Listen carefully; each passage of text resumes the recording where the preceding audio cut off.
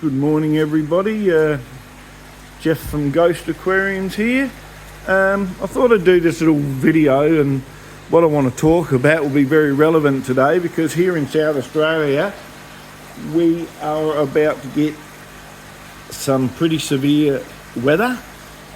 Fair bit of rain, which we do need, yes, but a lot of severe wind, and we know that's not great. So without further ado, I'll look at what I want to look at today to show you, and it's on my off-grid system for my fish shed, which it actually might come in relevant for the house.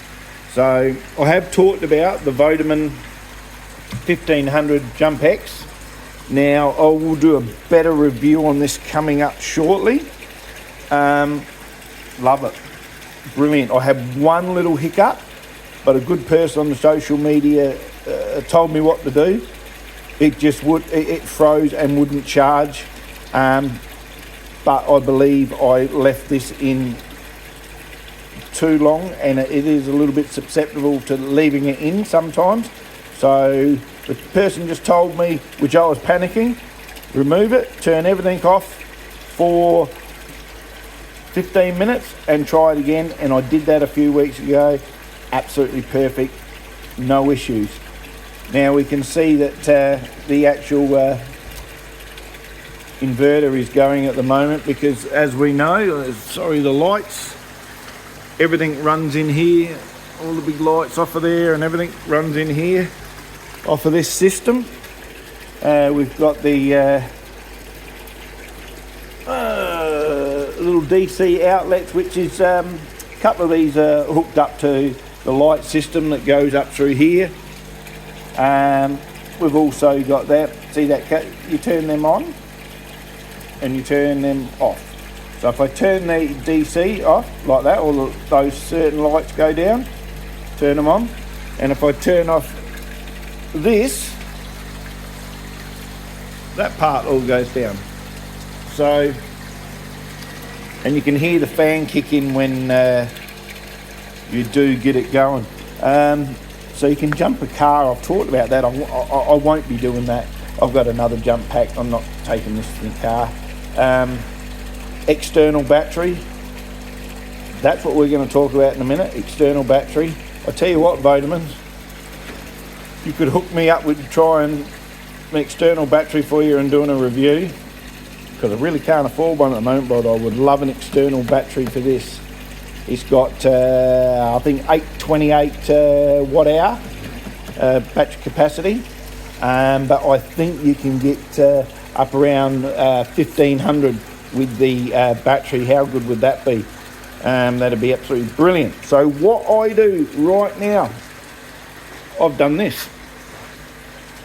I have two 135 amp lithium batteries. Talking to a few people on forum, I needed to beef my system up a bit, and I'll go back to that in a minute. But effectively what I do is I run everything off of here, let all the solar charge these up and keep these pretty well 100% all the time, and then I just turn on the inverter, which that inverter had to come out my car yesterday because there's a storm coming. It's a pure sine wave inverter. It really doesn't perform nowhere near as good as I need it to, because my son's doing an electrical apprenticeship and he came out and had a little bit of a look yesterday too. My 3000 watt inverter has shit itself. A storm coming, and if you can believe, my inverter shit itself. I'm not going to go 3000 next time. I'm actually going to only go 1500. I really don't need the 3000. So 1500 suffice. In here, I'm not going to be running microwaves and everything like that. So now we've got a Victron 50 amp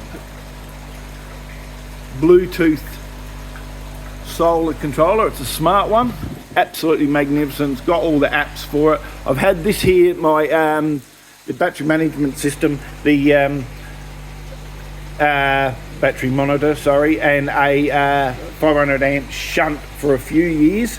Now I've integrated this. This here system is just another system that I've got some solar. I can actually open that up and let a bit more through. That's going to get changed. I'm going to put a 30 amp charge controller like the Victron next to that, but I'll need my grandson to help me out a bit because I've got a couple of solar panels down. I'm going to take them down and renew them, but that's be later on. Now I'll put these connected heavier wires now with the buzz bars. Looks a lot better. 50 amp I believe, so going on the 1.25 rate, 60 amp fuse. Same here, 60 amp fuse coming out from a 50 I believe. I will be looking at putting a buzz bar here for the positive and negative here for everything to come in on, instead of all going down to this post here. I don't like that all going to one post and same thing there. So I mean, you know, you've got your loads and everything comes through there, so you can record it properly. And this is because I had a 300 amp for a 3000 watt inverter. I'll be changing that down to a, I believe 150 is suffice for a 1500. Look, any user electricians, don't belt me up on all this stuff. I'm just a home person doing this with a little bit of knowledge. But these are in parallel. Don't know about if I should do go to series and 24 volt. Let me know what you think if you know more about it than me, which I'm sure you will. So effectively I'm sitting at 97% there, but what I will do, only because there's a storm coming today and I've got plenty of solar, it's nice and sunny still outside, I will probably shut a lot of these lights off shortly, so that gets back to 100%, and then I'll shut it down. And once this is at 100%, I will shut a lot of the stuff down in the shed, so I can actually keep all the power just in case I have need of it inside. So what I probably will do later tonight is actually take this inside, and I can run my TV, my fridge, the internet, and if we want to boil a cup of coffee or anything like that. So we'll have plenty of power just in case for that. So that's why it's removable. That's fantastic. And then I can still run this stuff that's plugged in there, because this one's only got one outlet too, which isn't that great. That'll go down and runs, solar comes in off of there and then goes in up to there. I've got them all marked with solar so I don't make any mistakes. But yeah, still got a little bit to do. As I said, I need to replace some solar panels out on one of the sheds. I've got to change that to a Victron. I've got to get a 1500 watt inverter here. Oh, goodness gracious. It does save a lot of money. It allows me, those that have watched my videos, to buy fish and shrimp and make money on all that I enjoy doing. Plants, getting extra plants, because that removes all the ammonia and all the nasties out the water, as we know. I've even got a solar panel and a old AGM battery down there that runs the solar lights under there for the madakas across the bottom and the rice, the guppies there. These are not perfect, these lights, for growing plants. They do not too bad. The fluoros probably do a little bit better, but I've got to change all of that eventually. As I said, my son's doing an electrical apprenticeship.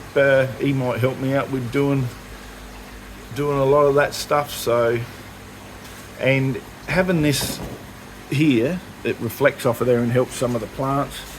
You see some of the plants, look, that goes from there all the way up through that pothos all the way to there. All right, once again, diversified, not totally what I was talking about. A lot of people have been asking for a bigger tour video. As you do know, I have this huge big area out here, as you know. I'm going to change all of these, change them all that out and all to these here. Also out here. Also in here. Also going through and out through here. And one day when I retire, my son and my grandson, they got a a dingo. Oh, that weather's kicking up, Jesus. They're going to come out, they're going to dig all this old fire pit out, clean all this for me, and we're going to get all those there, and that is going to go inside there as a big feature pond. I've worked out it's about 10 foot by 10 foot, which will be pretty good. So back in pop shed. So yes, there's a lot happening, but today was mainly about just showing people how you can efficiently run.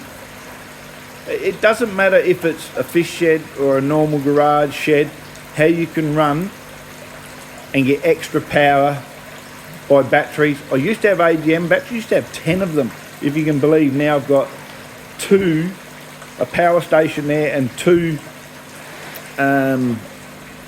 lithium batteries. So, and I can run all this stuff in here, and then my wife doesn't grizzle about electricity bill, because probably might come a little bit from here and there, but not too much. So yes, it's absolutely excellent to have this on hand. Plus I enjoy doing it. Probably one of those off-gridders, backyard off-gridders, I suppose. But it's just so enjoyable. But